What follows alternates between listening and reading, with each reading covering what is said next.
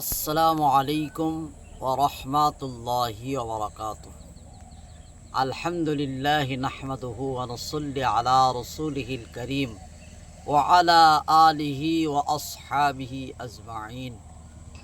আজকে আপনাদের সামনে আমি একটি বিষয় নিয়ে উপস্থিত হয়েছি, যেটা হচ্ছে তাহিয়াতুল মসজিদের নামাজ, যেটা আমরা বলি দখলুল মসজিদ।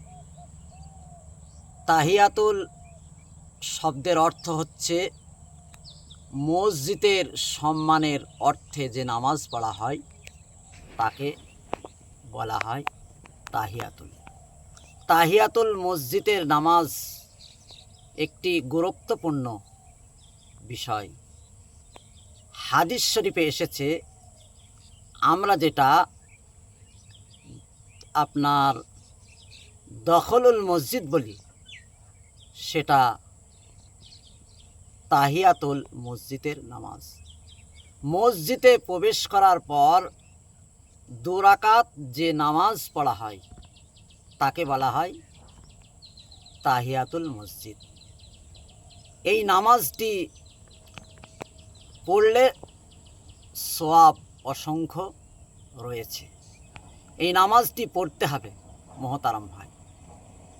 মসজিদে প্রবেশ করার পর যদি মাকরু টাইম অর্থাৎ নিষিদ্ধ টাইম যদি না হয় তাহলে অবশ্যই আমরা এই নামাজটিকে আদায় করব।